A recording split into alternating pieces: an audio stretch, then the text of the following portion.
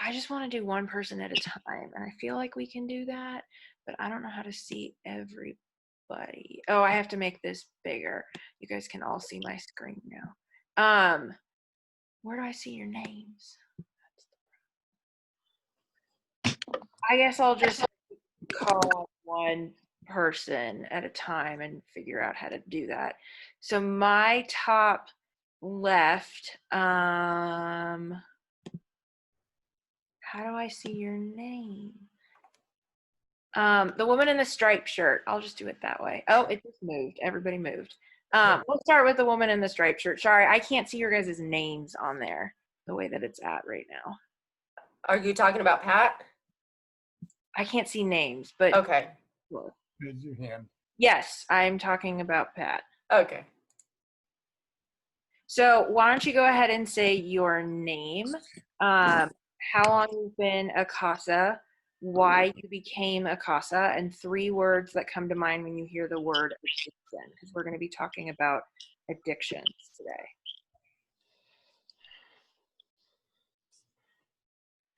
Oh, I can't hear you. Pat, you may be on mute, Pat. Okay. Does this work? Yeah, Yeah. there you go. I was a CASA in Oregon a number of years ago, and then have moved here about 2 years ago. So wanted to restart with CASA. I found it to be a really rewarding and I think important role.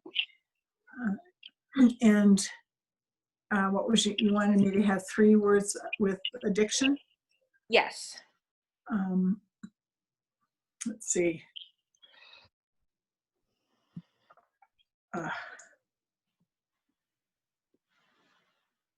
Destructive, elephant in the room, challenging to conquer. Awesome. Thank you.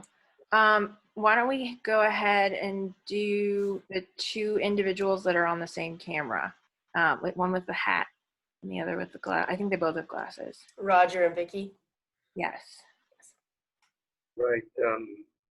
I've been at CASA. This is my 2nd year, and I'm on my 2nd case. Interestingly enough, the first case that I was on was resolved, and it has come back to life. The 3 words that come to mind when I think of addiction are son-in-law, because we lost our son-in-law to alcohol addiction.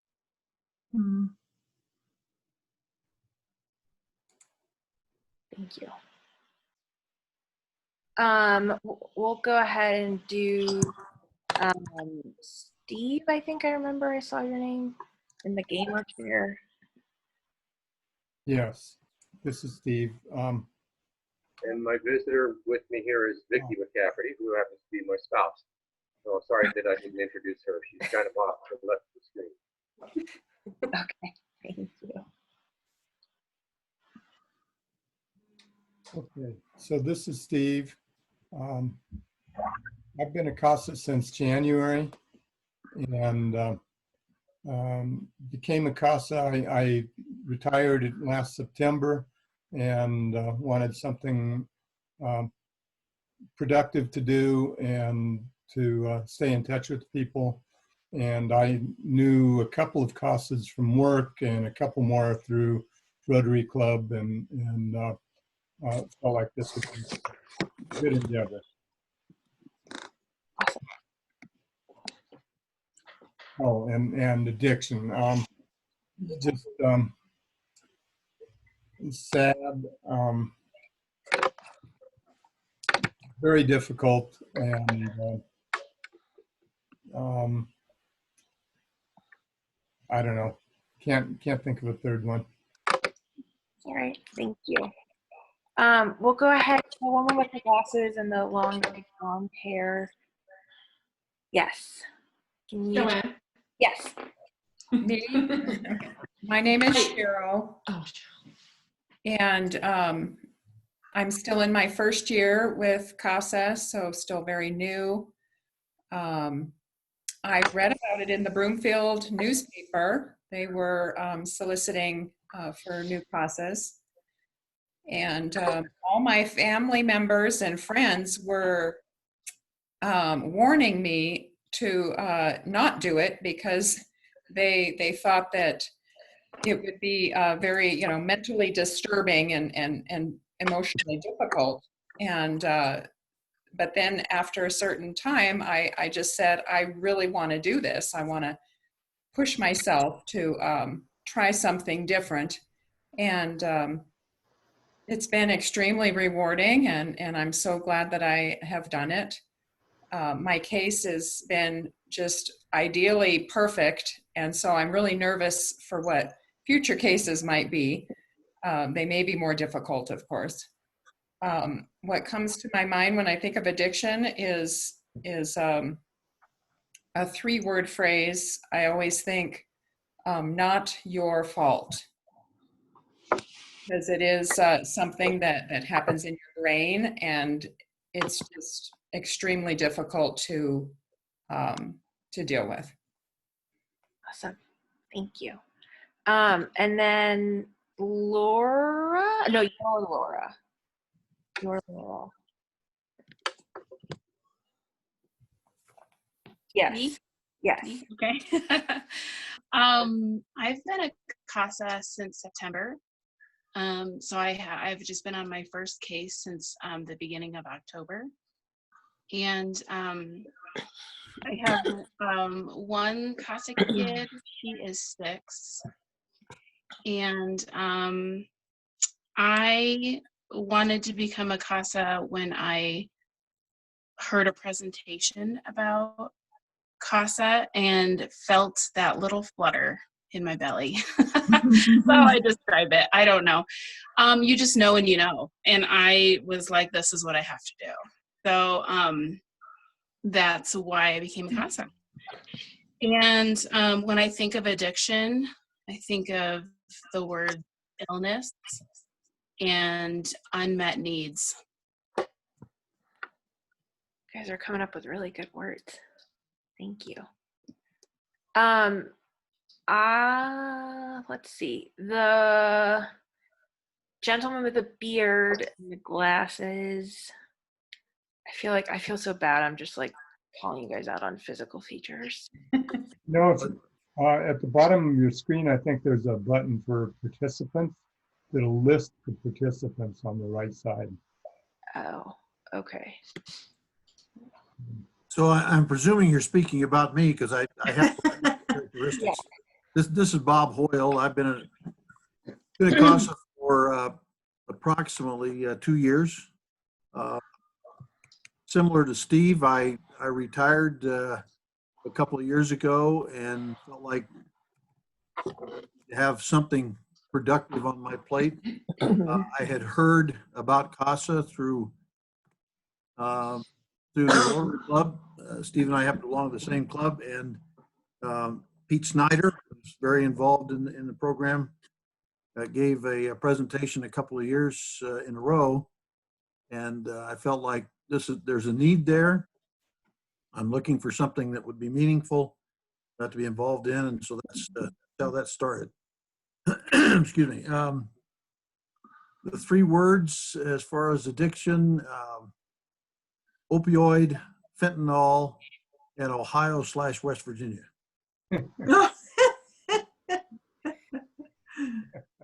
Okay, good words.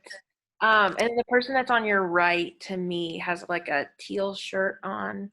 And yes.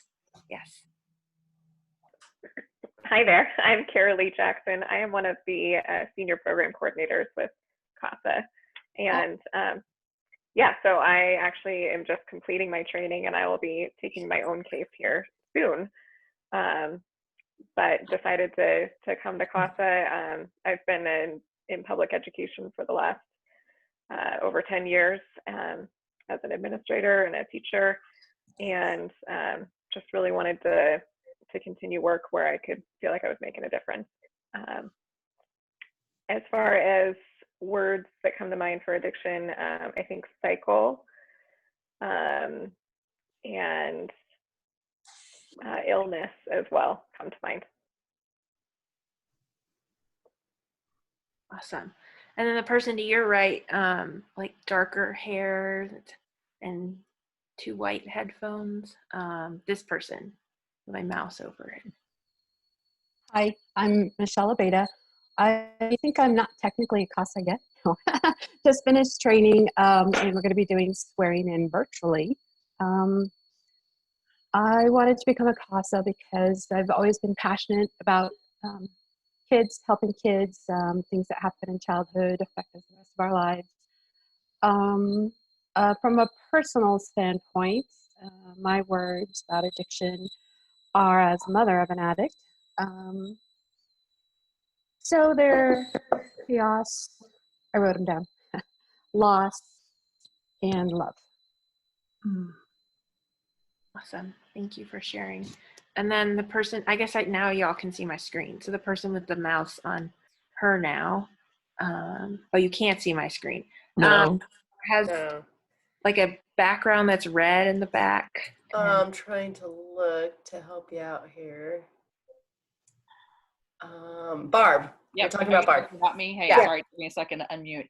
Hi, I'm Barbara Lyle. I'm actually the grants manager at CASA, and I've been with our organization for 6 years, but I became a volunteer just 2 years ago, and I've just had one case, but that case did involve substance abuse.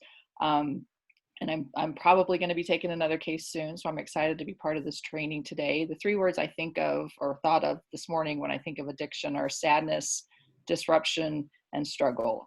My case, like I said, was a substance abuse case, and it was hard, but we got through it. So Awesome. Thank you. And then the woman with all the multicolored like shirt boxes on her shirt. I think she's talking about Shar. Hi, I'm Charlene Campbell. I have been a CASA since 2011, so 9 years. I'm on my 6th case, which directly involves substance abuse. This is the first one where this is the focus. So I'm going to skip to question 3. So, and I have personally not experienced the world close to me of addiction or drug abuse that I think I have, but not to the point where it affected our lives. So drugs, hard, in an unknown world. And in 2011, I retired as a public school teacher. And so to become a CASA was my way of staying involved with kids without substitute ever. Awesome. Thank you. And then the gentleman with the Hawaiian shirt on. That's Kirk. Kirk. Yes. You're on mute, Kirk. You're on mute. Yeah. Okay. I am coming up on my 1-year anniversary. It's nice that Bob Hoyle is on here because I fully blame him for why I became a CASA. He's been working on me for a while, and once I reconciled myself to being called retired, I ran out of dodges. My 3 words are trapped, destructive, and understanding, which is kind of looking at it from the outside in. Awesome. Thank you. And then the woman in the pink shirt, there's like a rocking chair in your background. Oh, I think that's Joanne. You're on mute, Joanne. Mute. We go. There we go. Okay. Joanne McCulley, been a CASA since 2016, I think. 2nd case. This one's been going on for 3 years.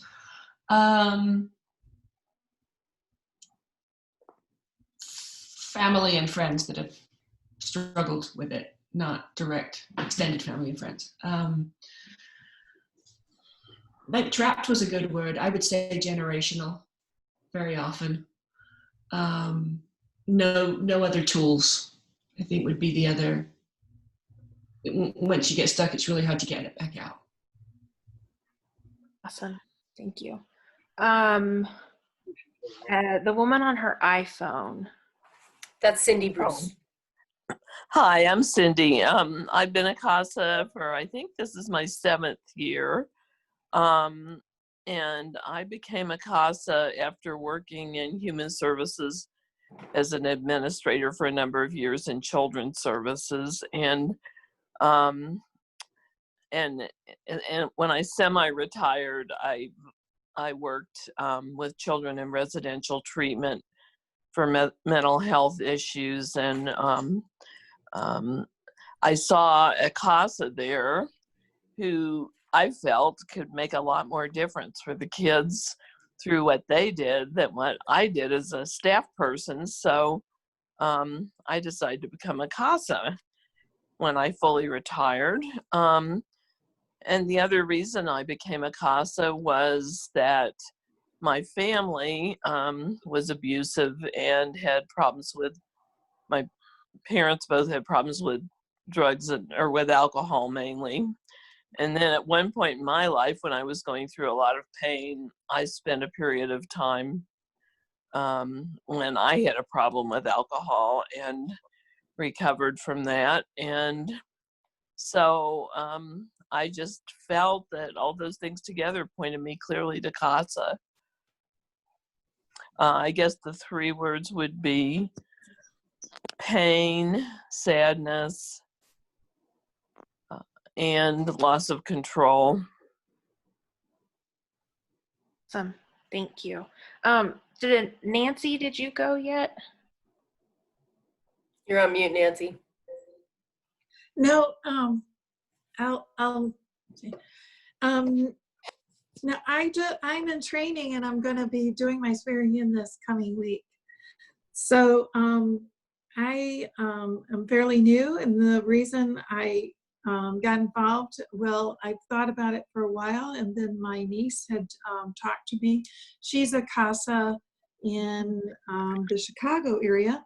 So I talked with her in February, and so I quickly contacted the local office here, and I got in training in March, and then we're on Zoom training. So anyway, my 3 words that come to my mind were very similar to other CASAs who are just expressed words, but I was thinking of illness, challenge, and hurtful. And thank you. And then Ashley? Yes. Yeah, hi. So I have been in CASA for over 2 years now, and I got into it because I was looking for volunteer opportunities, and I wanted to just kind of find my way to give back to the community, and my husband told me about being a CASA. So that's kind of how I got involved. The 3 words I would think of would be weakness, habit, and I agree with trapped. Thank you. Is there anybody I missed? I was trying to keep track, and I think you got them all. Okay. So what I'm going to have you guys do then is go on mute because I'm going to start the presentation part. If you have any questions, just write them down, and then there will be time for questions at the end. Because otherwise I think getting here and there and stuff, if it's kind of a burning question, you can come on off of mute and be like, hold on, Allison, I want to ask before you move on. But I will be saving time for questions at the end. So yeah, we will jump right in. And how do I, oh, there's the participants. Okay. So we just did introductions. And again, my name's Allison. I was a CASA for a couple of years. So I'm a therapist, and at the time I wasn't doing direct care and really was kind of missing that. And I felt like CASAs sometimes get to do more.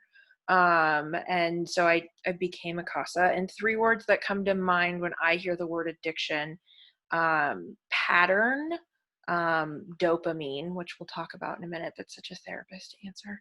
And pain is a big one. So I always like to start just reminding why we're here. And I know especially with kind of the world that we're in right now, things are crazy.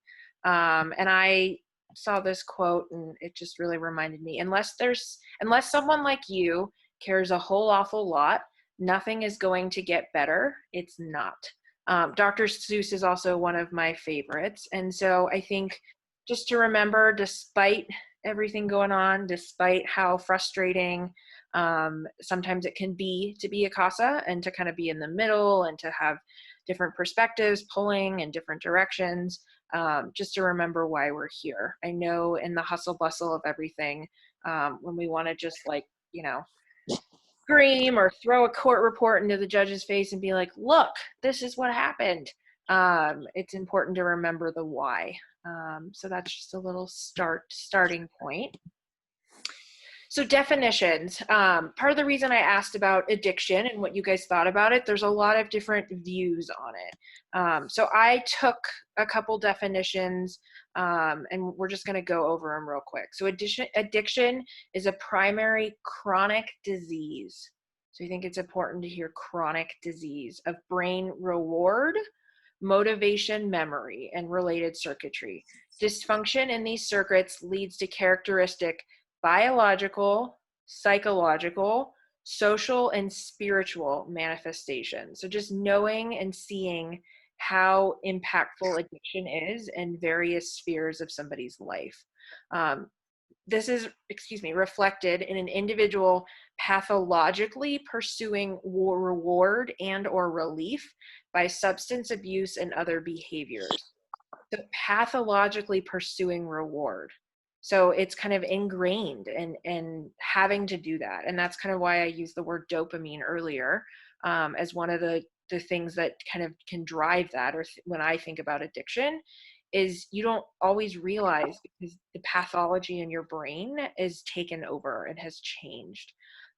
This was something that was also really salient for me. The word addiction is derived from a Latin term for enslaved by or bound to.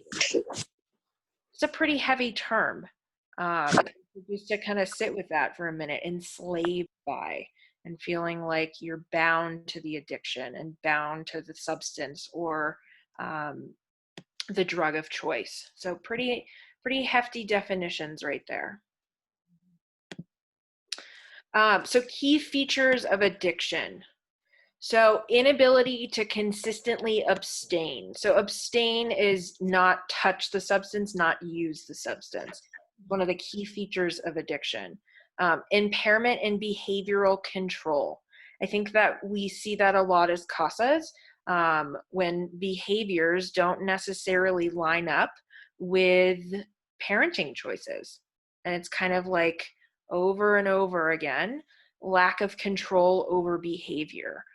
Because of inability to abstain from the substance that someone's using. Craving or intense hunger for drugs or rewarding experiences. We're going to briefly get into some of the biology in a little bit, but having a physiological need to fulfill that, almost like having to go to the bathroom or feeling thirsty or feeling hungry, kind of a similar response, and that you have to meet that craving. Diminished, so this is a big one too for CASAs, diminished recognition of significant problems with one's behaviors and interpersonal relationships. So not being able to see that it's a problem, not being able to see how it's impacting your life, your job, your kids, your responsibilities. Those are big ones for CASAs. And interpersonal relationships, obviously, with partners, with parents that are trying to intervene, with loved ones that are trying to intervene, with the system that is trying to intervene, and not seeing how that is impacting. And then a dysfunctional emotional response. So a lot of that is kind of the emotions before using, talking about triggers. I know with the kiddos that I work with, I just talked with one yesterday about what is your trigger right now? What is the big, well, my mom's coming into my room and checking, every 5 minutes, am I doing my homework or am I sleeping? That's a trigger for me to want to yell at you to get out. And so talking about how can we manage those triggers, and then the emotional response afterwards, especially as somebody becomes more aware of the dysfunction, of the way it's impacting their lives, they feel a lot of guilt and shame afterwards. A lot of parents, if we talk with them that are involved in social services, they're not super thrilled that, adults are in their lives and telling them what they need to be doing and what they don't need to be doing and how to parent. It's a lot of shame, a lot of guilt around, I can't handle it clearly, and this is what I'm being told that I need to do.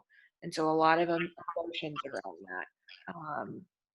So really hefty definitions and features to start out with.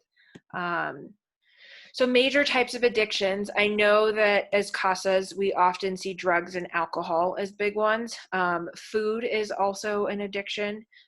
Sex, gambling, exercise. There can be spiritual or religious obsessions as well. The new DSM, which is kind of like the Bible for mental health and medical professionals, recently added gambling in their newest edition that came out a couple of years ago. Anything that we use in an improper way or use beyond its recommended use, don't have insight into it, don't feel like we can put it down. Because I work with high schoolers, their parents talk to me a lot about, do you think they're addicted to their phone? Do you think they're addicted to social media? And, it depends on the circumstances. And so I think just to think about, wow, like those are a lot of different types of things that one could struggle with an addiction to. And where does it go from abuse to addiction, which we're going to talk about in a little bit as well. Most of the families that we end up seeing through CASA have kind of reached the threshold from abuse to a full-blown addiction, because it is impacting so many different spheres of not only their lives, but the lives of the children that they are taking care of. So major classes of drugs, and opioids. I heard one of the gentlemen use opioids as one of the three words. So benzodiazepines, commonly known as benzos, if you've heard parents discuss them in that way. Those are actually prescribed anti-anxiety drugs for those individuals that suffer with severe anxiety, panic attacks. And they have a depressant, like some of the other depressants as well, an effect of kind of really calming down the nervous system in a really quick way. And so they can be abused very quickly because you need a higher dose to have the same effect over time. And literally it's calming down your nervous system so that you don't feel as much of the intense emotional reactions as you did previously. I mean, who wouldn't want to feel less intense emotional reactions? But they quickly can become a bad habit, and then your body becomes physically dependent on them. Depressants are another type of drugs that are often abused, where people are struggling. Is it calms down, again, the nervous system and the body, and you feel like you are not as wired, or you are not as kind of subjective to everyday emotions. Cannabinoids, cannabis is, obviously it is legal recreationally in Colorado. Again, another area where I have a lot of parents that are like, can you tell them to stop smoking and it's gonna da, da, da. And it's addictive. I think I hear a lot too, oh, well, it's natural. Kids tell me all the time, it's natural. You have to grow it. It's like other drugs. It's not like other drugs because you have to grow it. And I know that all of us have seen that it can be just as impactful and destructive as any other drug. Inhalants, those are like dusters or other things that people are inhaling or snorting. Cocaine is a big one that can be snorted, heroin as well. Opiates, we hear a lot about the opiate crisis.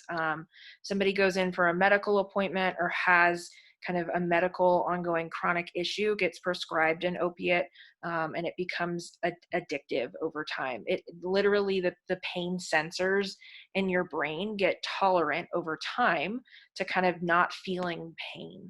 And oftentimes in a lot of the adults and kiddos that we see, they have a lot of pain, a lot of trauma, a lot of heavy duty stuff and emotions that are happening or have happened. And opiates are kind of a quick response to not feel the physical pain, which also numbs down the emotional pain. So very quickly can kind of one to another, the domino effect. Psychedelics, acid is an example of that, where you're literally feeling like you're in an alternative place. You're not fully present. You're getting an escape. Again, also can be seen because who doesn't want to escape from reality and not face what's going on and have to face all of the difficult things, the difficult challenges that are happening in lives.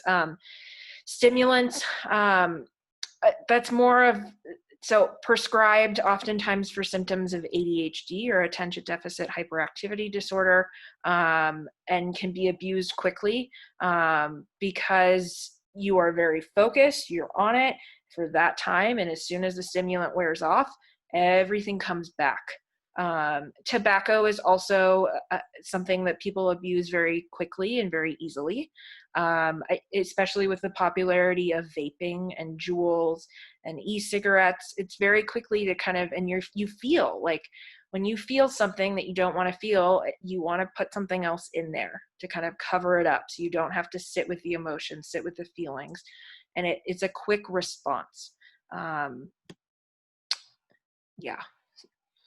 This is so different on Zoom. I feel like previously I didn't have to I would stare at the back of the room because I sometimes get nervous for presentations, but now I see all of your guys' beautiful faces and it's wonderful, but also making me a little anxious. So the brain is a wonderful thing. And some of the three big areas I want to talk about. So the basal ganglia, the prefrontal cortex, and the extended amygdala. So the prefrontal cortex, sometimes we hear this more often than some of the other ones. It is the decision-making center of your brain. And extended studies have shown that it's actually not fully developed until you're 25.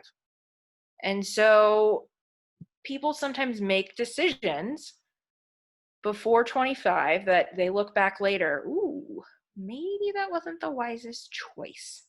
But to know that 25 is kind of the age now where people are saying you can fully make decisions. Kids can drive at 16, but their prefrontal cortex isn't fully developed until 9 years later. They can buy cigarettes at 18, or if they get a hold of them earlier. The legal age to drink alcohol at 21. And again, that's 4 years before your prefrontal cortex is fully developed. And so sometimes these patterns come about when they're younger. I know that in CASA training, you guys talked about this cycle of abuse and neglect and how it tends to happen from generation to generation. There is a very similar cycle with substance abuse. If a parent had been using, a kid can pick up on that. There isn't as much supervision, a variety of factors. Part of it's genetic that we'll talk about too. And so if they have picked up those habits when they're 16, 17, 18, before their decision-making center is fully developed, it's harder to break the older that you get, because those reward circuits, those pathways, and the habits have been ingrained over time.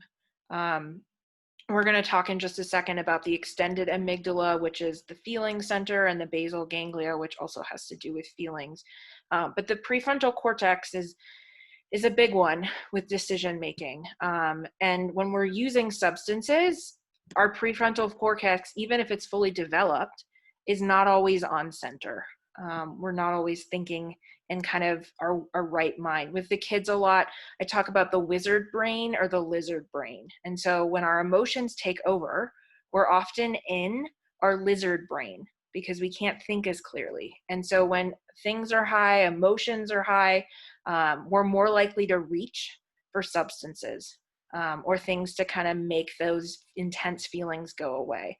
When we have our wizard brain on, we're using our prefrontal cortex as it has been fully developed to make those kind of logical, rational decisions, which is sometimes when, you get an email from the caseworker or the GAL that XYZ happened, and you look at the email and you're like, oh my goodness, how did this happen? How did it happen? Why are we back to square one? What got us here? And thinking about if our emotional brain center, our lizard brain, excuse me, is functioning, sometimes we don't think as clearly. And drugs and alcohol can impact that as well. So the basal ganglia, I talked more about the prefrontal cortex, but the basal ganglia is important role in positive forms of motivation. So it's often referred to as the brain's reward circuit. So thinking about chocolate, for an example, I tend to feel rewarded and motivated and a euphoria or a high when I eat chocolate, because I really like chocolate. So over time, so I eat the chocolate, I get kind of a high, so to speak. Oh, I really like chocolate. It tastes really good. I feel better after a long day that I had a piece of chocolate, and I can stop from there. But drugs over time overactivate the circuit, producing a euphoria or a high. And so somebody takes a drug the first time, oh, this feels really nice. Okay, all right. And kind of noticing the impact. And then over time, they want to continue to take it because it produces the same kind of euphoria or high. And if things in life feel really difficult, if it feels like nothing's going right, jobs have been lost, finances are struggling, numerous kids that are struggling, etc., who wouldn't want a quick high or a quick kind of okay moment, feeling good moment? With repeated exposure, the circuit adapts to the drug, making it difficult to feel pleasure from anything else beside the drug. And so literally changing the chemistry of your brain over time so that is the one thing that makes it okay, or the one thing that kind of numbs out or dulls down the intensity of the emotions that are going on, the intensity of the feelings. And difficult to feel pleasure from anything beside the drug, which is where cravings come in. I have to use that. That's the only thing that's going to make it go away, because your body has adapted to that physiological response over time, and kind of hijacked the brain in that way. So the extended amygdala is the other part that I didn't talk about as much, but related to the feeling center. I remember amygdala for anxiety, because for anxiety, but related to feelings of anxiety, irritability, and unease that are often present after the effects of the drugs go away. So again, I had a bad day, I eat a little bit of chocolate, I feel better for a moment because it's chocolate, it tastes good, and I want to eat more of it. But after the chocolate fades away and the kind of, okay, that was nice, everything is still there that happened that day. It doesn't make things magically go away. And this is kind of what happens after the drugs fade away. And so we're still stuck with all of the same things that are going on, all of the same possibly mental health issues that we're covering up, all of the same life circumstances. The drug doesn't change it. It just temporarily makes it feel okay for the moment. And so that after kind of the coming down, the feelings afterwards, it makes you want to use it again. Because I want to be back in that place where I felt okay for a moment, where things felt okay for a moment, where I got to avoid what was actually going on. And so it's again, one of those pathways where you use more and more and more to continue to not have to be in relationship with yourself, and your brain is changing again over time. Because those feelings after you use each time, after you come down, they get more and more intense, because over time you're having to use more of the drug and your body is becoming more dependent on it. So the reinforcement over time is, again, to get temporary relief of these feelings as opposed to the high. So you're not necessarily wanting the high, you're just wanting to get away from those feelings. I want to eat the chocolate because I had a bad day and I don't want to feel all of the things the kids may have told me, or the difficult day, or the parent that screamed on me at the phone, XYZ. I don't want to have to sit with those feelings. And so I'm going to eat more and more and more chocolate over time. But it's not going to make it go away. this stuff is still there. And then I'm going to feel guilty for eating too much chocolate. And that kind of secondary emotion is piling on there as well. Especially as parents start to get into treatment and they start to realize what's going on. There's a lot of guilt and shame as to like, wow, I didn't realize that this was happening. And now everything is uncovered. Everybody can see my stuff. I'm going to continue to use so that I don't have these feelings of guilt and shame. And it's kind of the psychological reward system that we talked about, the negative reinforcement. So the prefrontal cortex I talked a lot about, but it's the area in the brain related to thinking, planning, solving problems, making decisions, and exerting self-control over decisions. So again, when use of drugs and alcohol are involved, our self-control over decisions isn't as wise, isn't as kind of logged on as much.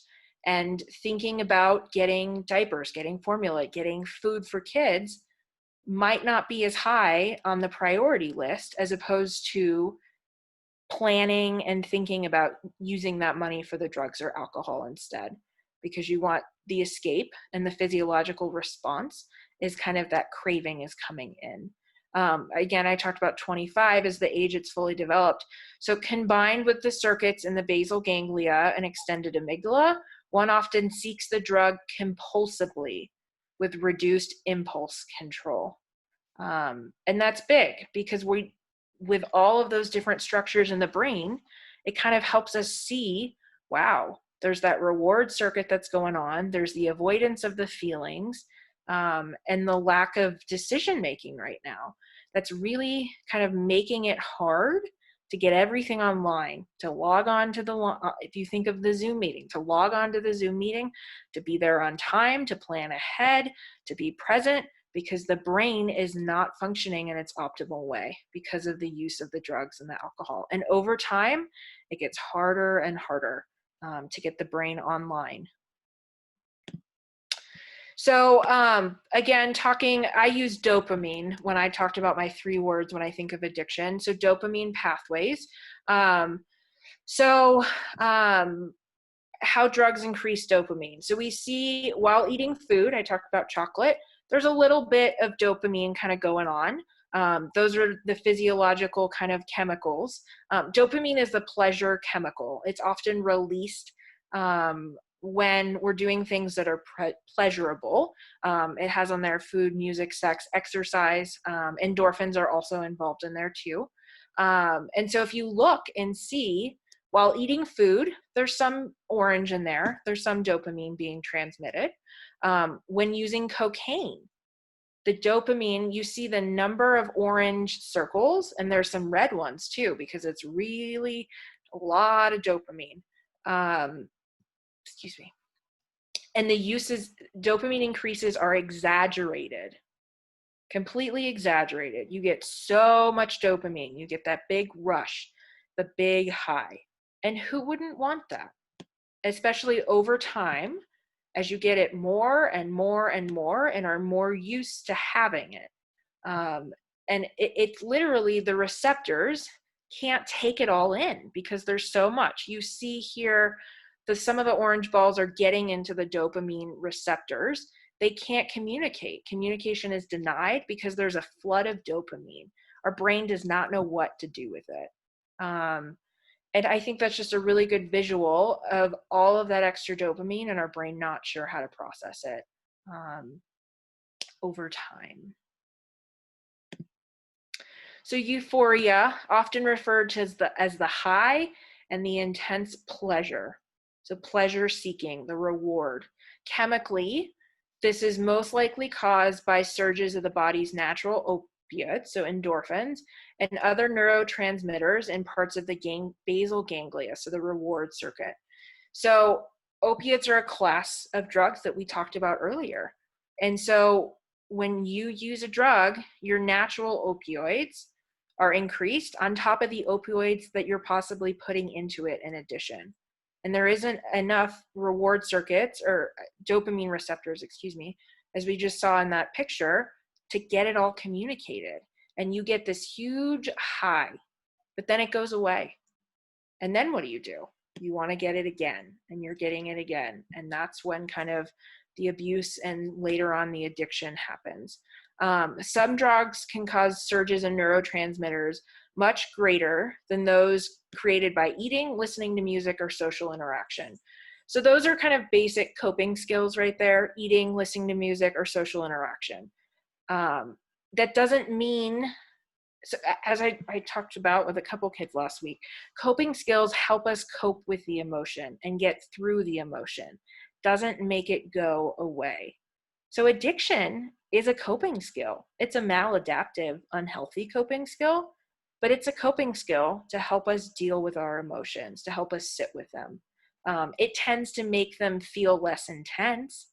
And sometimes listening to music or social interaction isn't the coping skill we need at the time. We might need yoga or running or doing something more physiological. But thinking about, it's a coping skill. Drugs and alcohol are a coping skill to deal with our emotions. Addiction and substance abuse disorders are often seen concurrently with mental health.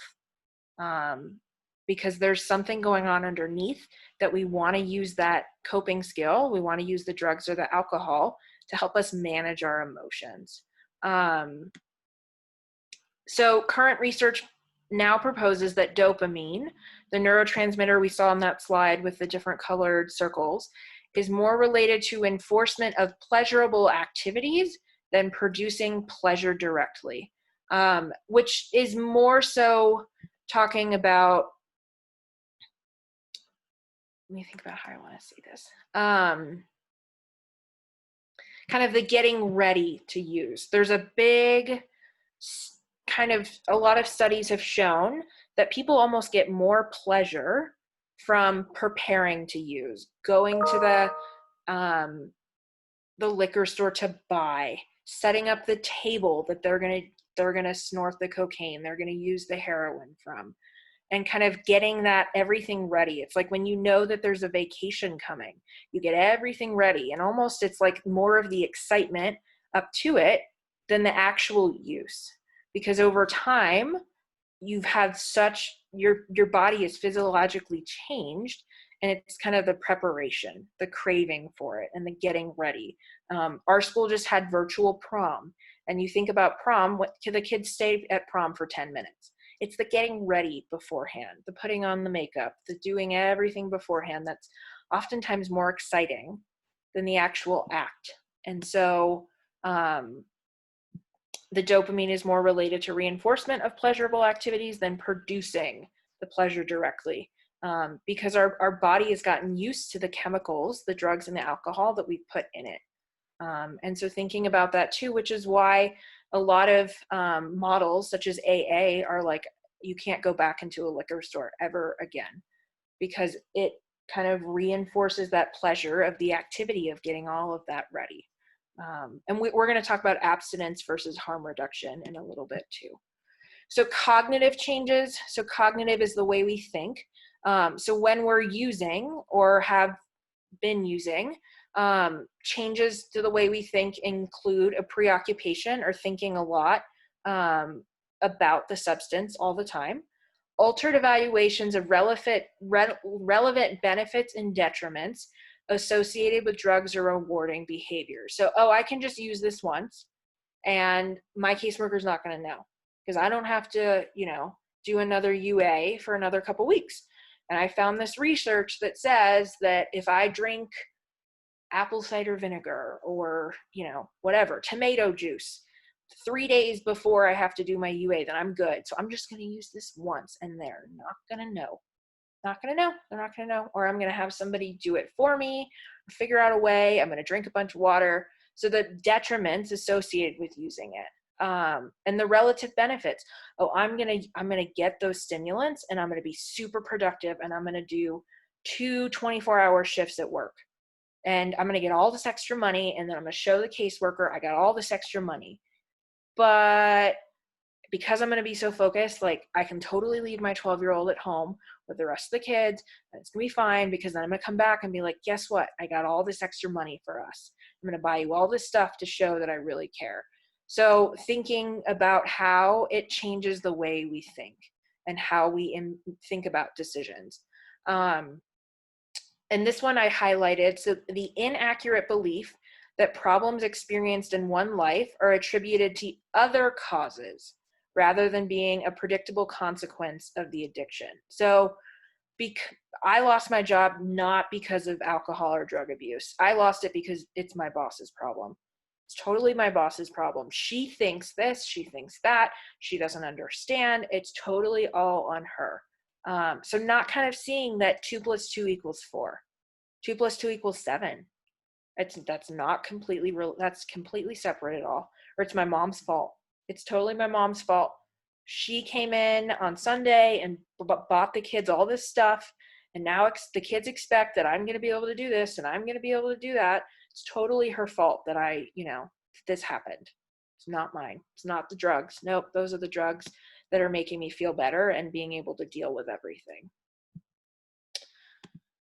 So severity of use. So I talked a little bit about addiction versus abuse earlier. So previous editions of the Diagnostic and Statistical Manual, it's basically like this huge book that we learn in grad school.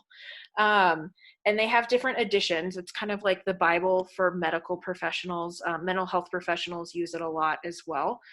Different diagnosis, different criteria for diagnosis. So it used to separate out abuse and dependence as 2 concrete categories.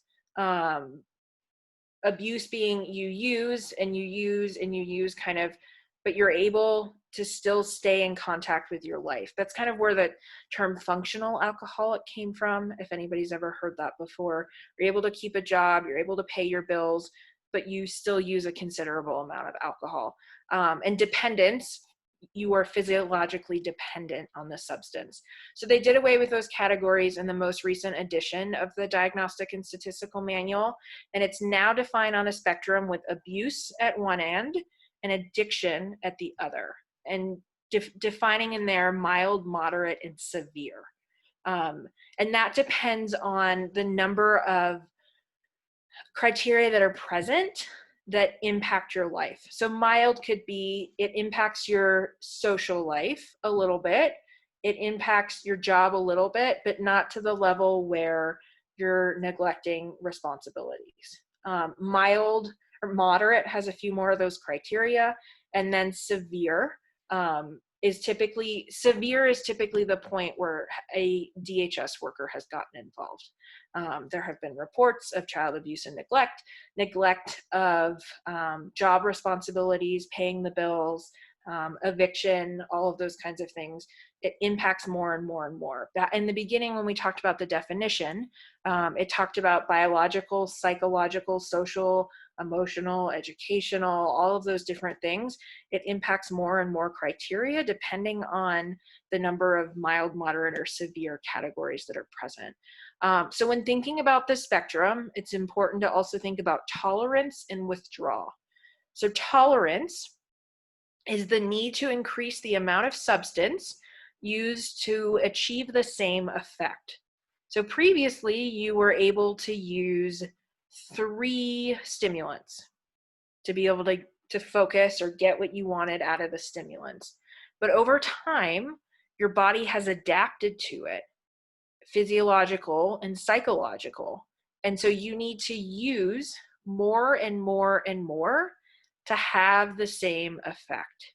And this is where the spiral domino effect really comes in, because you're craving and needing that kind of high or the escape, but you have to use more and more and more to get the same effect. A lot of people use substances or continue using to avoid withdrawal effects, which is basically the symptoms that are present after stopping or decreasing use. Those are not only physical, they can be psychological, emotional as well. If you have been putting on something to decrease the feelings, to escape whatever's going on, when you stop using, everything is still going to be there. And it's going to be maybe even harder because you might be having nausea, you might be having chills, physiological, psychological, and physical responses to not using at all or not using as much. We're going to talk about harm reduction in a little bit. I know I've said that twice and we're getting there. But some people believe in not going cold turkey and to go down to taper little by little to try and manage some of the withdrawal symptoms to try and be more successful over time. There's definitely two different camps on those views. But if I say this to the kids all the time, I'm like, if I tell you not to go eat chocolate, what are you going to want to do? You're going to want to go eat chocolate, and you're going to want to eat it and eat it and eat it. And so talking about how to decrease over time is more present now than it used to be in the past, where the abstinence only model was really the gold standard. And now people are talking more about the taper down model and doing it little by little. I work with some kids that have been using cannabis quite a bit. And so talking about using it less or having less, how can it impact your life less over time, as opposed to if I tell them not to use it, they're going to want to go do it. And figuring out how to kind of, while they're decreasing, implementing coping skills and other things to help them manage those emotions that they've been hiding or been putting to the side. Also, other coping skills beside using the drugs or alcohol over time to kind of make it more successful. So I was going to take a little break. Are people, you can either put a thumbs up if you feel like you're good and want to continue, or you can put a thumbs down if you feel like you want to break, and we can kind of go from there. People, I see a couple thumbs up. Oh, somebody put the little thumbs from the thing. Okay, we're going to keep going. Let me just grab a little bit of water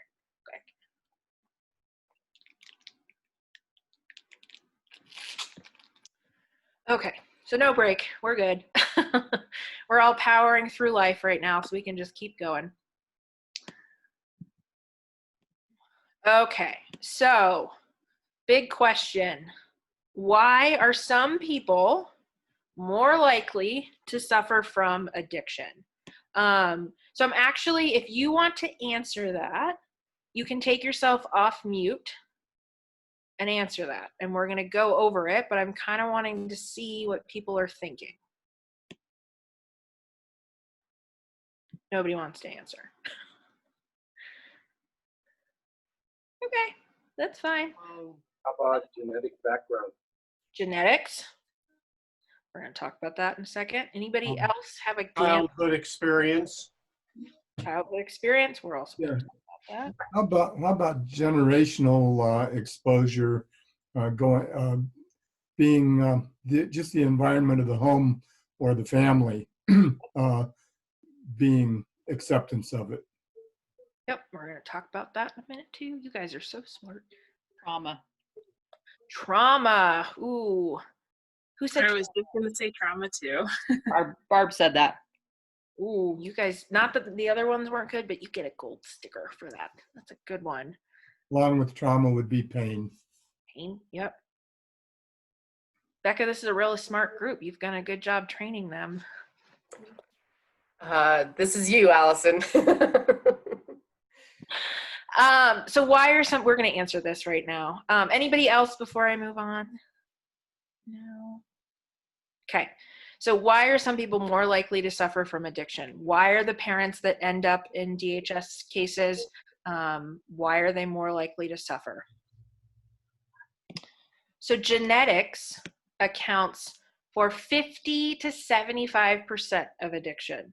That is a huge number, huge number. So genetics doesn't always mean specifically because mother suffered with alcohol abuse that child will suffer with alcohol abuse. Some of that genetics accounts for mental health issues. That underlying mental health issues are a huge predisposition to substance abuse. They often coincide, very much comorbid. But that is a very big number, a very big number. Anybody have any responses to that? Because the second part is a little bit more active than the first part. So a lot of the mental health and addiction to going together is self-medicating. Yep, it's a big one. And maladaptive or unhealthy coping skills. Yep, to deal with the underlying mental health stuff. It's kind of on top. Not always, but can be. But a huge part of it is genetics and what we've kind of been passed down. Other risk factors, you guys mentioned some of them. So certain brain characteristics that can make one more vulnerable to addictive substances than the average person. So that could be if somebody suffered like a traumatic brain injury when they were younger, were born themselves addicted to a substance or alcohol because parents were using while they were pregnant. That changes the brain over time. Any other trauma that happened when they were a child that physically can change the brain is kind of those other brain characteristics, learning disabilities, those kind of things that impact our brain physically. So psychological risk factors, you guys picked up on a lot of it. So stress, personality traits like high impulsivity or sensation seeking, kind of needing to kind of do things all the time, depression, anxiety, eating disorders, personality or other psychiatric disorders. Environmental influences, so trauma is a big one. And again, I know you guys have talked about the cycle of abuse and neglect. There's also a cycle of trauma and what was done and what happened and kind of recreating that because not knowing any better, or that's the environment that they're used to, that they were grown up in. Substance use or addiction in the family or among peers, access to an addictive substance. This is exposure to popular culture references that encourage substance abuse. So if you are brought up in an environment where parents have been using, you're going to think that that is normal, that that's kind of what happens. That's how you function. Trauma is a huge one, very big. Trauma physiologically impacts your body. There's a big trauma focus, I think, as CASAs, because these kids have been through a tremendous amount of trauma at their very young ages. And they have people like CASAs, like therapists, like caseworkers in their lives that are kind of that mitigate some of the consequences of the trauma, but they still have a lot to sit with. And so substances can feel like an easy out, can feel like this makes me feel better. And it helps me with all of the pain that I'm dealing with. And a lot of these parents have either been in the system themselves, or they had family members that were in the system, or they suffered trauma themselves. It is a cycle, and it's a huge risk factor. And then starting alcohol, nicotine, or other drug use at an early age, again, impacts the prefrontal cortex, which is the decision-making part of the brain, and not kind of having an intervention earlier around using. They don't do it anymore, DARE. They did it when I was in elementary school, but a lot of talk about avoiding those things when you're younger. I work with teens. I work at a high school, so we talk a lot about how to not use those substances, in particular with the kiddos that I work with, because they have been diagnosed with mental health conditions. And so some of them, when they come in, by the time they've gotten to my office, have been using as a maladaptive coping skill. They're self-medicating. I think Steve used that word, to manage the emotions that they have. They're using something to make it go away. And then they gain tolerance over time. And again, changing the brain over time. So this is another kind of infographic. So biology and genes. So again, those can be genetics, gender as well. and mental health disorders. So we talked about how that composes some of the biology or the genetics. So that 50 to 75% is not just full genetics or full substance abuse. It can be predisposition to mental health.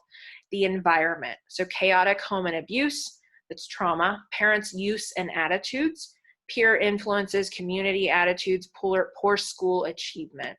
So if they're in an area, parents were brought up in an area that didn't have great schools, their peers were influencing them, their parents were using and had attitudes that was the way it was, those things together impact the use of drugs and alcohol. And it talks about the route of administration, so how you're using, the effect of the drug, early use, availability, and cost. So if you're in an environment or a community where everybody's using, it's going to quickly become available. And you're going to want to do it because other people are doing it and it's there. There's nothing else to do.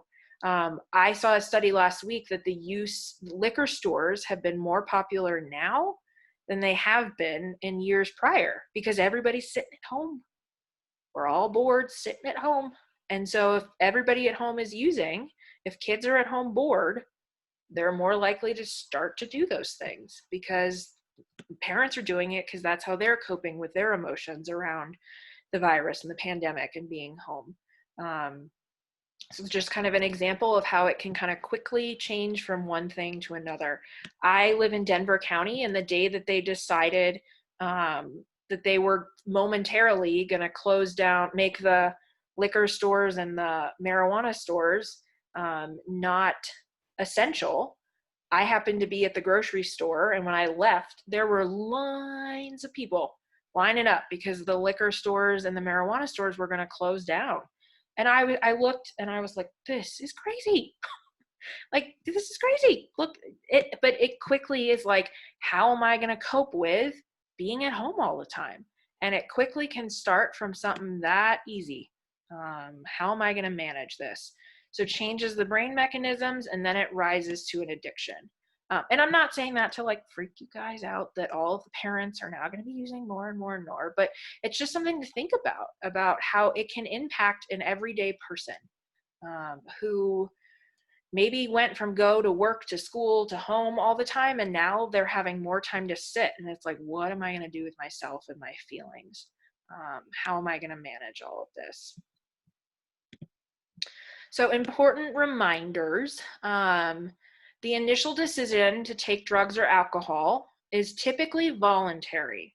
Oh, you're at a party. Oh, somebody offers it to you. Okay, I'll just try once. That's fine. Or a doctor, you've had a surgery and a doctor offers, I can prescribe these opiates and they'll help kind of make the pain go away. You could say as a person, no, I don't want them. I don't want that. I'm going to just do Tylenol instead. It's voluntary, but with continued use, a person's ability to exert self-control can become seriously impaired. This impairment in self-control is the hallmark of the addiction. So that's a big one. But I think hopefully you guys can start to see that part of the self-control is a physiological change in your brain. And I'm not saying that people also don't make those choices, but some of it is their brain has changed where those decision-making centers aren't online. They're kind of a fuzzy reception into the Zoom call. It's hard to see clearly. There's kind of a gray screen in there, and it makes it more difficult to exert that self-control, to say, you know what, I have this amount of money left. I have 4 kids to feed. I'm actually going to go buy that drug over there on the street because it's going to make me feel better. Because, my kids will get food at school on Monday, even though it's Saturday. And so it impacts the availability to think clearly. Most people engage in risky use of alcohol and drugs, and anyone can develop a substance abuse problem. So again, that person that is going to be quarantined, they're going to be at home, either by themselves or with family. How am I going to manage this? Some people may progress and develop a severe addiction. Others won't. Alcohol and drug use touches everyone, regardless of age, gender, race, ethnicity, or economic status. The vast majority of people who use drugs and alcohol, including even many who use them regularly or heavily, do not develop the disease of addiction. So again, getting back to that question, why are some people more likely to do it than others? It is a combination of a variety of factors, not just one. It's not just age. It's not just socioeconomic status. It's not just trauma. It's all of those things combined together. Sometimes in mental health and as well as substance abuse, we talk about genetics loads the gun, environment pulls the trigger.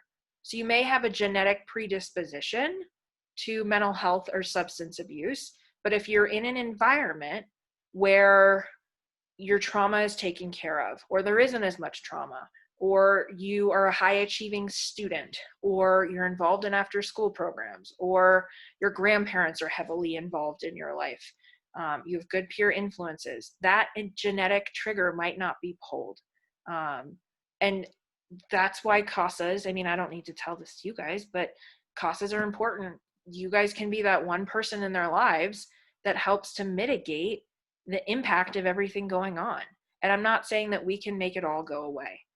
I know that if all of us had magic wands to change the situations, change the things that these kids are going through, we would. But thinking about your positive influence is kind of a piece of that puzzle to not following in the same footsteps, to have that positive influence and the person that's like, actually, I'm going to help you I'm going to be a good coping skill for you. I'm going to be there to support you so that maybe you don't follow down the same path. And obviously, you don't say that directly to the kids, but thinking about how important your role can be. And just by being that positive person is important and can kind of counteract some of the predisposition, some of the environmental factors. So this is a conversation slide. So if people want to get off mute one at a time and answer, you don't have to if you don't want to. So what risk factors do you notice in the families you work with? Can everybody can see the slide so I can keep it up. Do you think there is a relationship between poverty and addiction? Why or why not? And any risk factors that I missed on the list. So if people feel like answering any or one or two of those questions, feel free to come off mute and you can do that.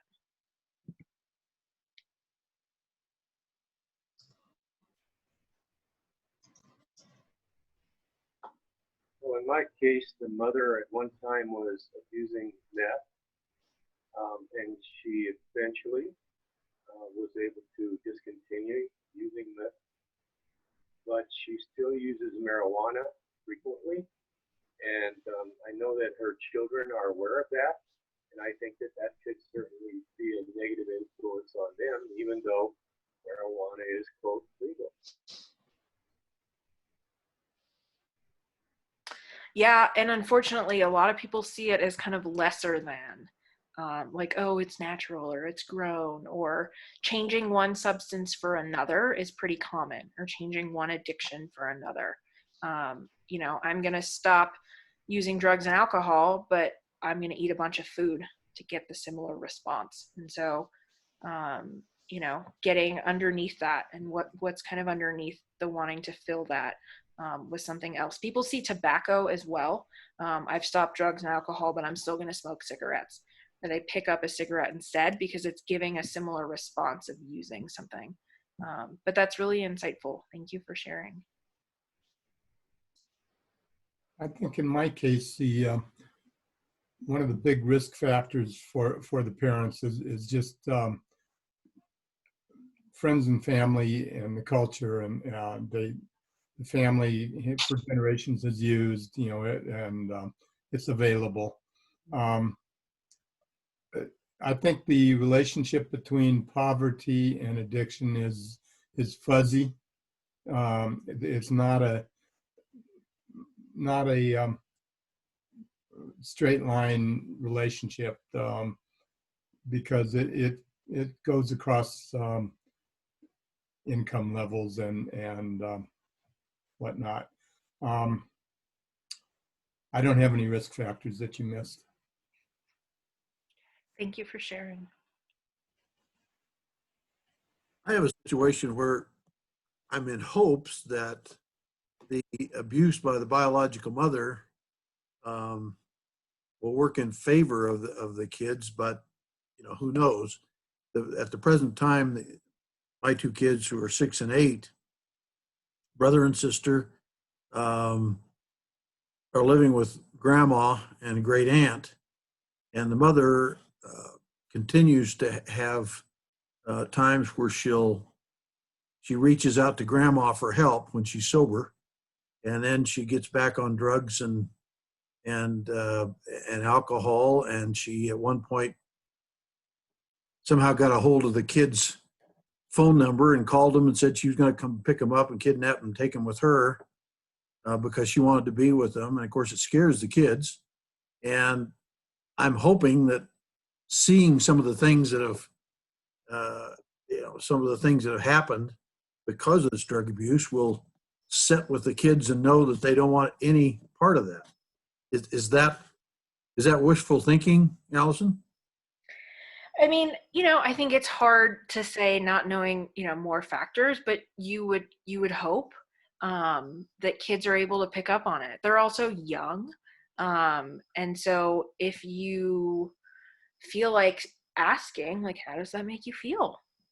Like you said, that they get really upset, and having a conversation around that, and then they can kind of think about their feelings, about how it makes them feel, and will, impact their decision making later on. That's a good suggestion. Thank you.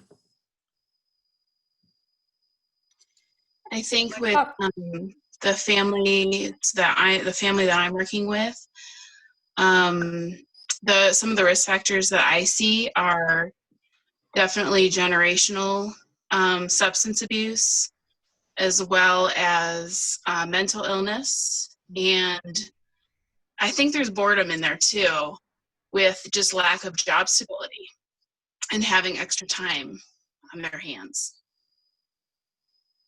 Yep. Thank you for sharing. Yeah, I'd like to comment on my case. As I said before, the 3 kids are in a very stable home with a potential adoption situation. So, but there's 3 respondent parents that, some of them are living in tents, homeless. And then I know that there's drugs because a lot of them can't pass the drug tests that are required of them. And so all that they're going through, I just don't see how anybody can deal with that kind of situation and want your kids back. They want their kids back, but how are they supposed to care for the kids once they get them back if they're dealing with these basic needs of trying to find a home and these drugs and drug addictions? I just don't see how people can cross that barrier to even get better and to then be able to have the emotional stability to take care of kids. Yep. And I think that is really insightful to think about. How are they supposed to do all of this? Like they're being asked to do so many things that are so far out of reach right now. And I think that is a really important perspective to take, because I think it's really easy for people to look and be like, well, if they could just get it together. But when we think about all of the things, as well as, hearing today about some of the physiological impacts of use of drugs on the brain, it's like, how am I supposed to do that? That's impossible. And that's where some of the well, there's no way I'm ever going to get that done. There's no way. So I'm just going to keep using, because it's going to make the pain of realizing how am I ever going to get my kids back go away. So yeah, I mean, a lot of these parents have so many, now they have extra court dates and extra appointments to attend, and, they're trying to get their basic needs met too, which is very hard. By the time social services has gotten involved, there is so much going on, so much to manage. So thank you for that perspective. In talking about the relationship between poverty and addiction, I agree that it does affect all areas and economic classes, but I think with poverty, there's kind of an extra, I don't want to say pressure, but when people are struggling to feed their kids or pay the bills, that just kind of adds more things that they want to get away from. And it seems that drugs are more prevalent in areas where poverty exists, which is kind of sounds counterintuitive, but that's just been my experience. And as far as risk factors, I'm not really sure it can be called a risk factor, but something that I've noticed is it seems like we talk about how there's the genetic predisposition and for kids, is it a risk factor to not be involved with them sooner as like on some kind of education level? I know that Children's Hospital used to do some program that was for children of addicts to kind of talk about what it is and ways to learn, not necessarily how to avoid it, but it's, so I guess it's a risk factor of having future addicts. Yeah, and I think, you know, I would love to do more prevention intervention. I mean, there's 2,000 kids at my school, and I have a caseload of 65 right now. And I'm doing therapy with the 65 most high-risk kids in the building. And there's 7 school counselors, 1 school psych, 1 school social worker. I mean, I wish that, you know, we could do more and more and more and get more involved. And there are elementary school-based therapists like on my team, but again, they're 1 school-based therapist for 1 school. And most elementary schools now only have a school-based therapist part-time. Like, it is a big, and I could get on that soapbox for a long time, but it's a big systemic issue. And so I think doing the best we can with the resources we've been given, and even as CASAs too, I also have done a training for y'all on self-care and, you know, accept the things I cannot change, courage to change the things I can, and the wisdom to know the difference. So all of us, you know, are all just doing the best we can. Yeah. Couple of others that I've seen have an impact. Homelessness. Yep. Cheryl mentioned it. You know, you get as a kid, you get kicked out of the house because you were doing something that you were told not to do. Where are you going to go? Who's going to take you in? Probably somebody that's got some drugs available. It starts. The other one that I thought about recently is I'm hearing a lot of parents going, I'm supposed to get on the buses and go where to get my UAs done and how am I going to get my therapy? The whole COVID thing is impacting people's level of compliance as well, just because some of them don't want to be compliant because they don't want to get on public transportation. Yep. And that gives them more excuses to use. Yeah, I mean, there's a lot of fear and anxiety in the world right now. So it kind of makes it harder. There's even more obstacles in people's way than they had before. And so, you know, it's very difficult stuff to sit with. You guys are all very insightful. Anybody else have anything on this conversation slide before we move on? No? Okay. I think we're doing good on time. So treatment. So we've identified that there is a substance use disorder.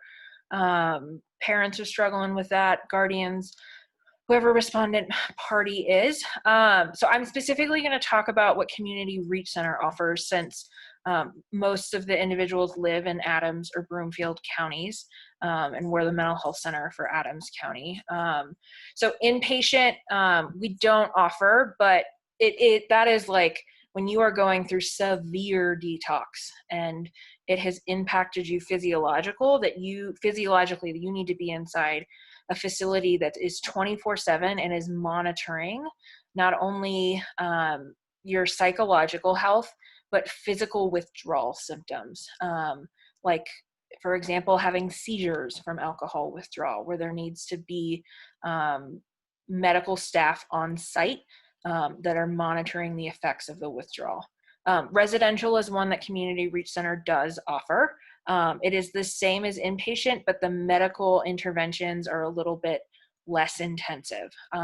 So oftentimes people move from inpatient to residential, which is 24/7, once their physical health has been stabilized, once kind of the severe withdrawal symptoms have been stabilized. And so they are living inside of the facility, doing the programs there. Oftentimes after they've been a little bit more stable, they can get passes where they go out into the community and are practicing the skills that they have learned and kind of implementing those little by little. Partial hospitalization is like a day program. So you go during the day, at night you're at home. And oftentimes people go from highest level of care down, and they kind of step down. Sometimes if we start too low, we realize that they need more support. Typically people start in the lower end and then kind of see where things are at. Obviously, if it's a long-standing substance abuse disorder and there's severe concerns about physical health, they would start higher. Intensive outpatient is a couple hours a week. Oftentimes those are group-based. Substance abuse groups can be very helpful because there's a lot of understanding between individuals in the groups. Oh, I get it. I've gone through that step before, or I know what that's like, and can build positive peer relationships and kind of build a support system of people that understand. We all want to be in environments where people understand. They understand us and what we're going through. Outpatient, so CRC offers intensive outpatient as well as outpatient, which is weekly, sometimes multiple times a week, individual or group therapy. Oftentimes doing UAs or drug tests on an outpatient level and having to come in and do those. All of those levels of care have urinalysis or drug analysis that people can submit. There are two newer programs that we have. Medication-assisted treatment. So this is a newer thing for Colorado. So it is using a drug that either counteracts the use of the drug or the alcohol that you've used. So kind of methadone is an example of medication-assisted treatment. Do most people know what methadone is? No. So it like if you've heard like of a methadone clinic, so it's a substance that you take that helps you wean off of the effects of drugs and alcohol over time. There are also other medication-assisted treatment that you can get or be prescribed from a doctor or physician that make you sick when you take the drug or alcohol. So it's kind of the negative reinforcement that when you take that, or if you're being prescribed and taking that on a daily basis or weekly or whatever the frequency is that's prescribed, if you use again, you're going to get physically sick. So people go oftentimes to methadone clinics. It's a safe kind of way to go down on different substances.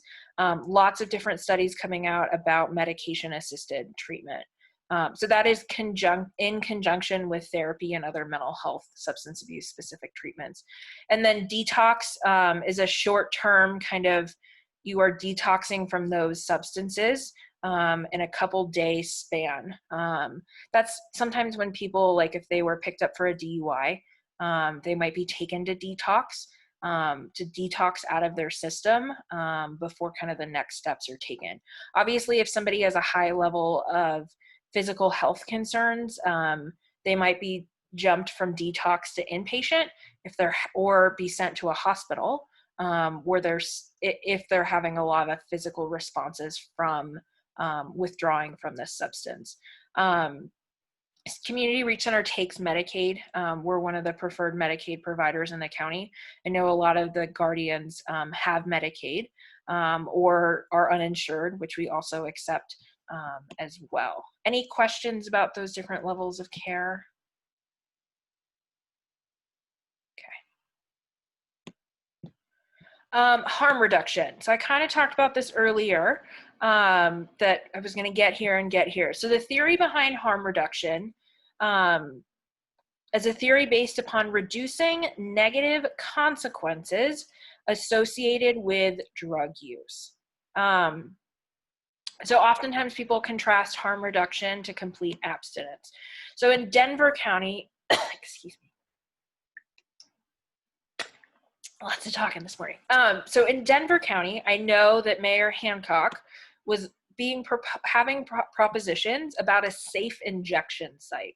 So that is a harm reduction model, that if you're going to use it safely, and kind of taking the stigma around use away, knowing that people are going to use. Here is a safe needle drop point. Here's where you can pick up needles that are clean. Here is where, obviously providing those places where you can use safely if you're going to use, because oftentimes addiction thrives in secrecy and shame and guilt. Because you feel guilt and shame that you're using, you have to do it in secret so other people aren't seeing. So it kind of brings it out of the woodworks. People often use harm reduction when they're decreasing as well, that if I'm going to use less this week than I've done last week, as opposed to I'm going to quit cold turkey, complete abstinence, and then I could have a higher rate of relapse or wanting to use it again quickly or over time. So anybody have any thoughts about harm reduction and kind of, you're going to use safely? Well, it's my understanding that that has been a major response in, I want to say Netherlands, maybe Denmark, but they've been taking that approach for a number of years. And I haven't really followed that recently, but it seems to me that they have found that societally that has worked well for them. Am I correct? So I don't know specifically about those studies, but yes, there's a lot of studies about how it has changed some of the models of addiction and the way that people use, because it's not as secretive. People are talking about it. And because it's more available and less stigmatized, they're less likely to want to do it. Again, if I tell any of y'all, do not eat any more chocolate, no more chocolate after today, what do you want to go do? Eat a bunch of chocolate before you can't eat it anymore. And so harm reduction is the exact opposite of that. Okay, if you're going to eat chocolate, eat it in a safe manner. Don't eat it until you're going to get sick. Do it in a place where it's okay to do it and where the chocolate isn't off label or hasn't, been contaminated. And so really kind of putting it in a different light.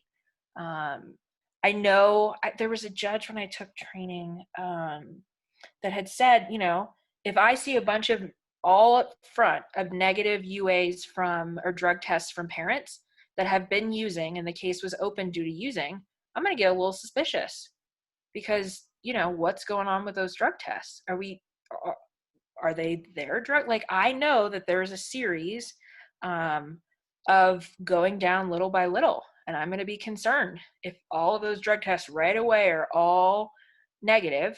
What's going to happen 3 months from now? How are they going to cope with that? So different kind of thought system. Anybody else have any thoughts about harm reduction?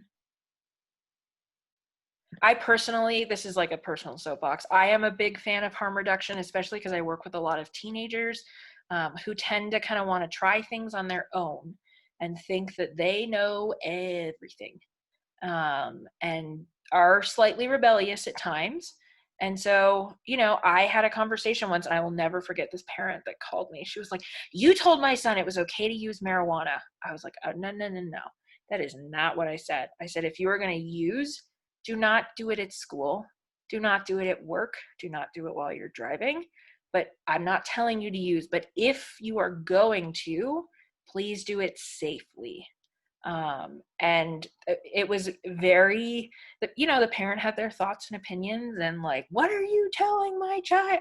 That is not what they understood. So it can be a little radical for a lot of people, in particular around substances. So stages of change. Denial is more than a river in Egypt. People do not realize what isn't there. I tell the kids a lot, if I have toothpaste on my nose, I don't realize it's there unless I see it in the mirror and I'm like, oh, Allison, I have some toothpaste on my nose. Or somebody tells me, hey, you got some toothpaste in on your nose. You might want to wipe that off a little bit. Or here's a tissue. I'm going to hand you something that'll help you get that toothpaste off. So a lot of times we start out in the pre-contemplation stage. We don't even know that it's an issue. We don't understand what's going on. We then go to the contemplation. Oh, okay, so a couple people are telling me, hey, I'm worried about some of your choices. I'm worried about what you're doing. I'm worried about how it's impacting. Preparation. Oh, maybe I should get some help.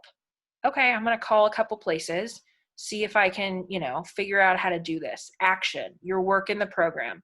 You're going to therapy. You're going to groups. You're doing your UAs. You're using your coping skills. You're working on your relapse prevention plan. This is where a lot of the work comes in. Action. Maintenance. Okay, I've been clean for a while.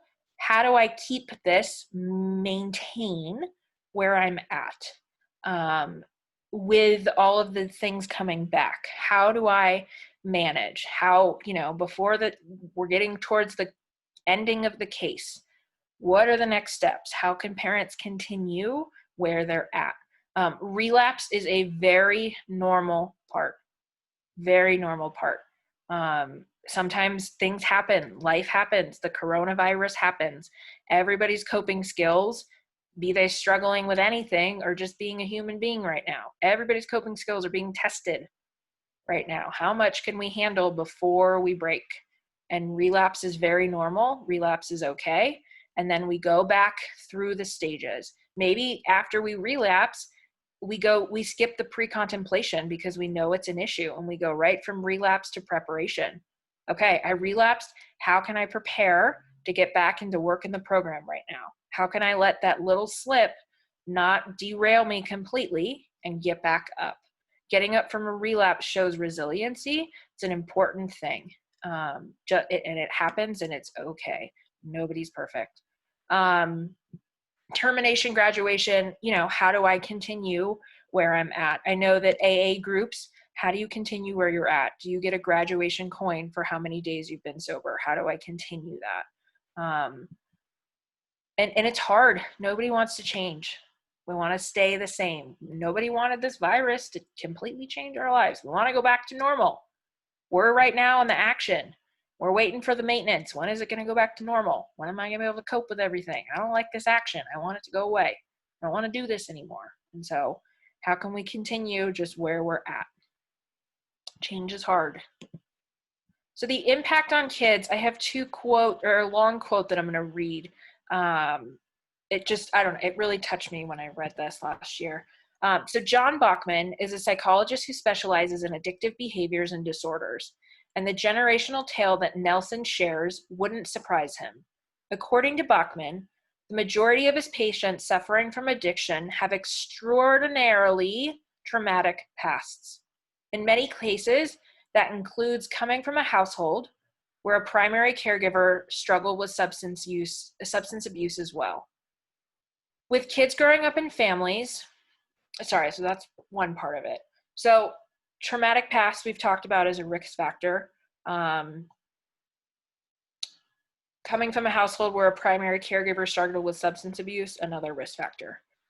So with kids growing up in families where one or more members are struggling with addiction, so that could be any of the families that you guys work with, the issue is its inattention to the child's needs that the drug-addicted parent demonstrated.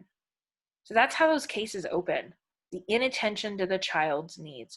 I heard before we started the presentation, a couple of the gentlemen were talking, and I think Becca included in this conversation too, the number of DHS calls has gone down. It has. I haven't made a DHS call since all of this started. I used to call them maybe once a week, twice a week. Haven't made a single call since then because I'm not seeing the kids in person as much. I don't know what's going on. Teachers are not seeing them in person. It's scary. It's really scary.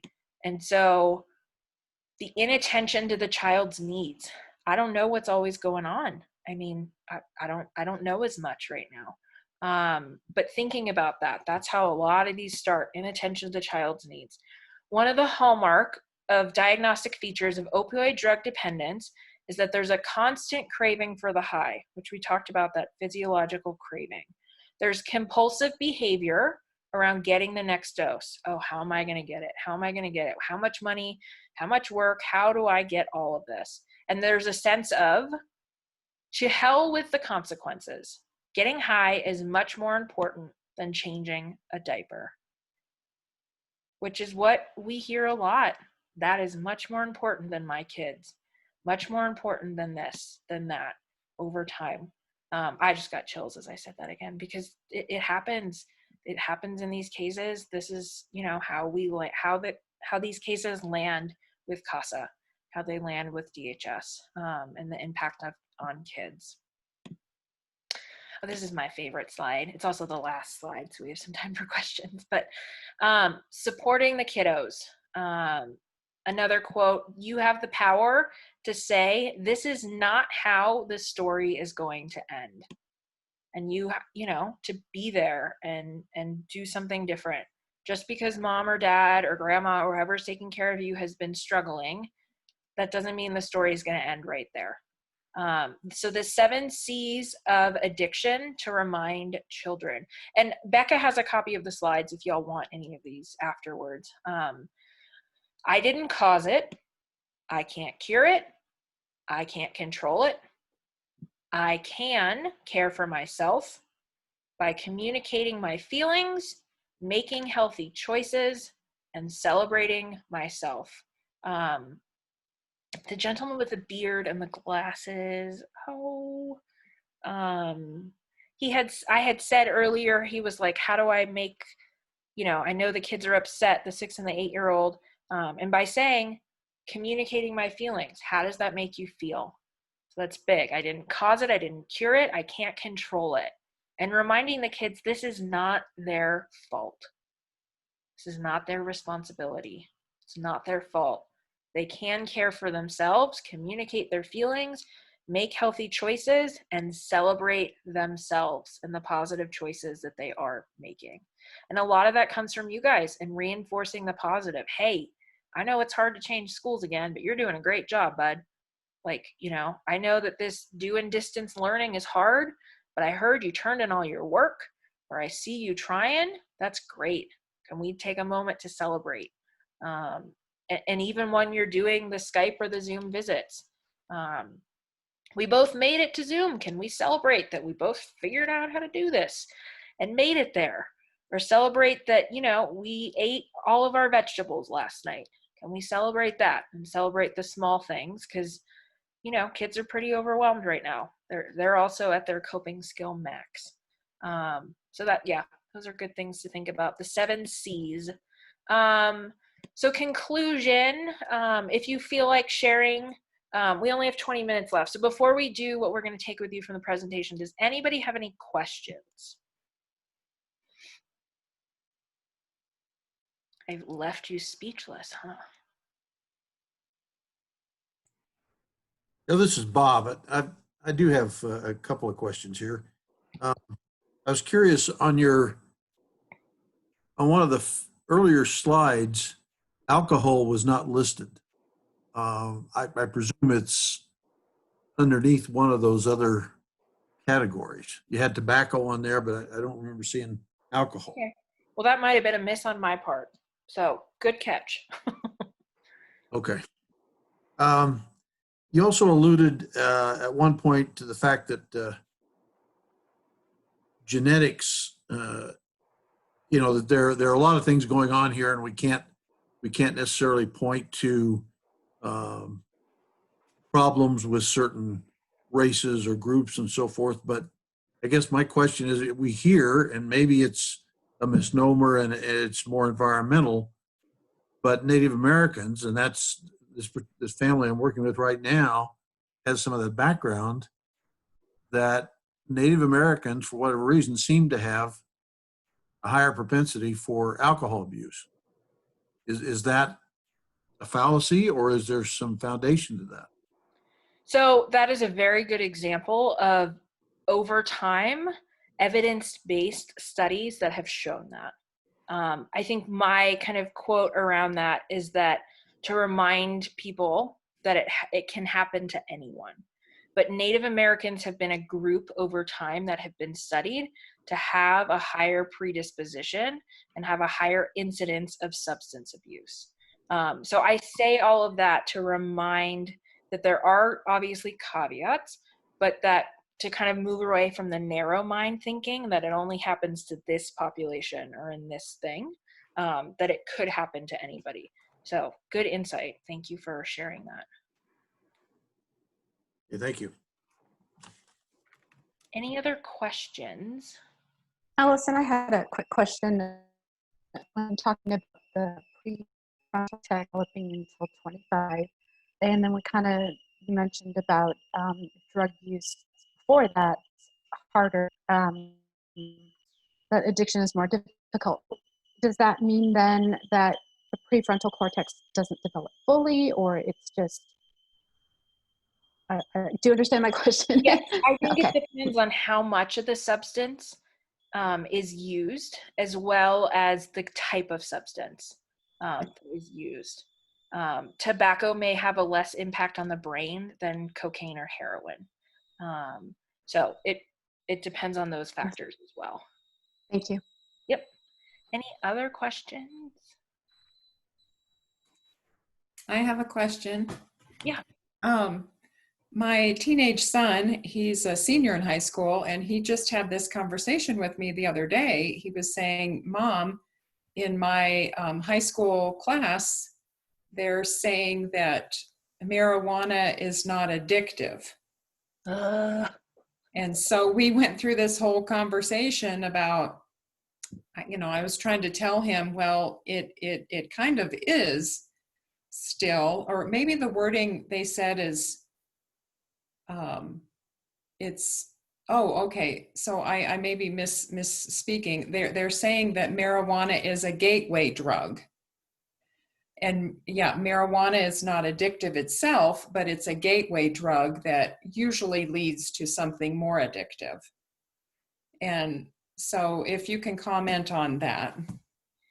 So that drives me nuts when I hear that, because marijuana is addictive, just like any other drug. I think a lot of people think it's natural. I hear that all the time.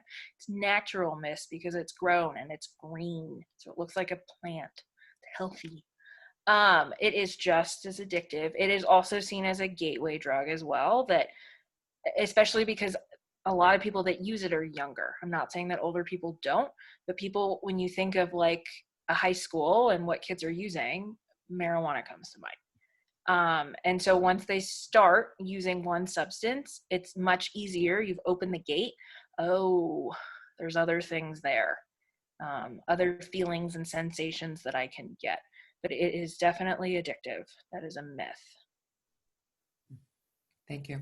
You had a slide about things that people got addicted to, including sex and exercise and things that actually become addictive, even though they aren't chemical.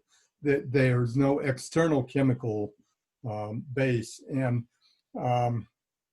so I think a lot of addiction, as you said, a lot of the there might be more pleasure in the preparing than there is in the actual use. And a lot of the addiction is kind of the Pavlov's dog thing. Yep. I'd like to take just a minute and talk about my mother about 50 years ago had tried to stop smoking many times, had never made it a whole day until she started a clinic. She enrolled in a clinic, I think it was called Smoke Enders or something. There were a few things about this clinic that made it successful that strike me even today. And they all, one was she paid an exorbitant amount of money up front. So, she didn't want to just throw that away. But most of their technique over, I don't know, 6 or 8 weeks was, okay, you can smoke all you want this week, but you have to follow this new rule. And 1 week they would make you switch. If you smoke menthol, you have to go to non-menthol, or vice versa. Another week, if you smoke 100 length, you have to go down to regular size, or vice versa. Another week you have to change brands. Another week you have to wrap your cigarette packages in white paper. Another week, if you normally have a cigarette with your coffee, now you can't have them within a half hour of each other. And one by one, they went through and broke the psychological triggers that you associate with that addiction. And it was almost like you said that, preparing might be more joy than the actual use. Planning and packing for a vacation gives as much excitement as the vacation itself. They went through and broke those. Those are all addictive things, even though they aren't an external chemical. Yep. That's a great example of how kind of little by little breaking down the things that we're accustomed to doing around the substance or around the alcohol or whatever we are using. And yeah, people can get addicted to anything. And really the question is, how much is it impacting my life and my ability to maintain a healthy lifestyle and do my responsibilities as a human being, as a person, as a mother, as a wife, as every other roles that we wear and hats that we wear. Any other questions? I know we're running close on time.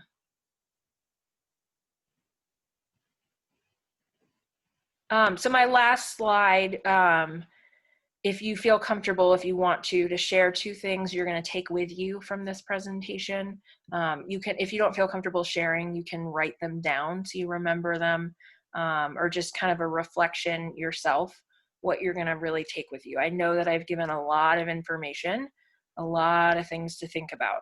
Becca has a copy of the slides, and so if you guys want, she can email them to you individually, or I don't know if she's going to email the whole group. I would ask Becca what her policy is on all of that. So yeah, if anybody wants to share 1 or 2 things that they're going to really kind of stood with them or they're going to take with them.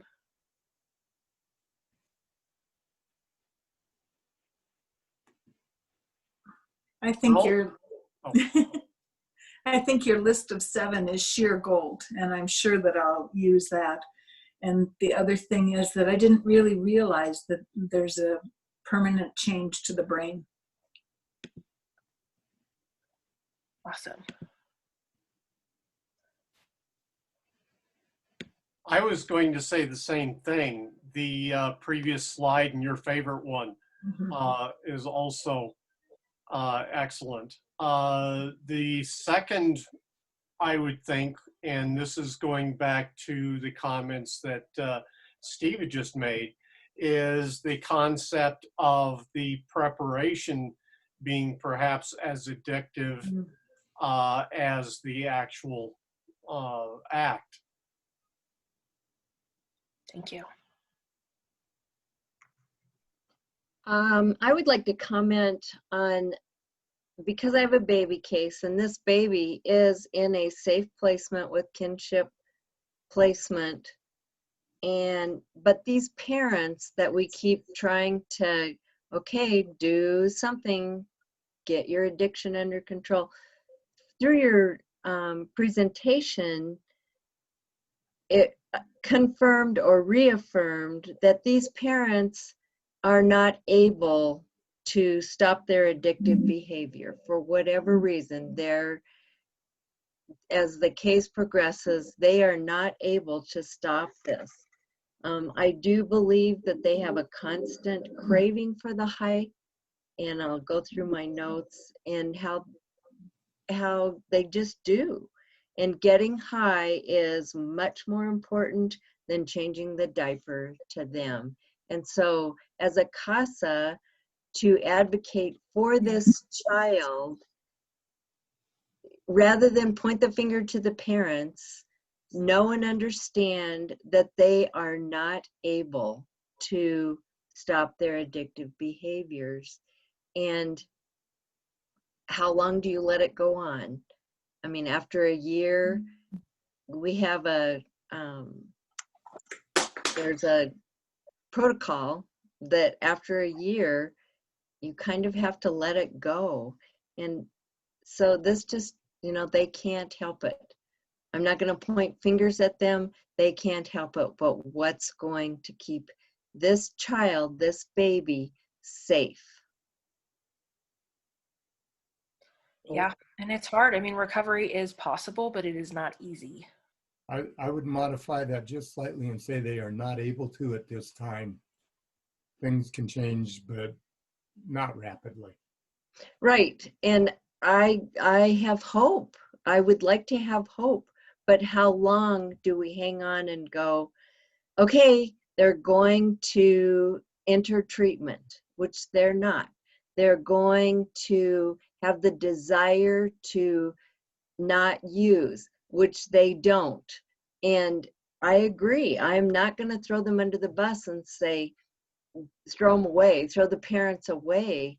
But how long do you wait and keep this child in limbo before you go, currently, this is what it is. No.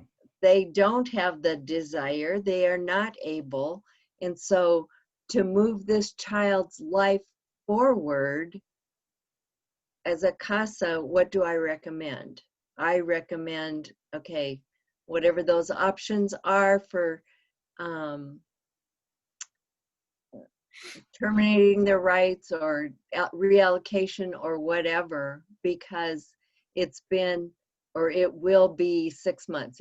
It is going to be a year. And again, don't want to throw the parents under the bus, but there's only so much time this child has to be in a safe place and move on with his life using these, you're right, whoever said that, the 7 C's of addiction, to remind this child to continue. This child is 6 months old. So no, we're not going to do that. But moving forward, you didn't cause it. You can't cure it, and you can't control your parents. But you can care for yourself, and your positive placement with kin is going to help you care for yourself. Yeah, and I think it's the hard role of a CASA sometimes is at the end of the day, the judge gets to decide when the end is the end. We put forth the recommendations and advocate, and I don't want to be a judge deciding that. I would never want that responsibility. But, it's a hard thing. And so they can, with our advocacy, kind of decide when okay, we've given enough chances. When is enough enough? Exactly. And I am really glad, like you, Allison, that I'm not a judge. However, my recommendations, and as a CASA, our recommendations are very key. The judge leans on them. And at what point do you say, I can only recommend that these parental rights, something happens with their parental rights or not? And whoever said it, yeah, I agree.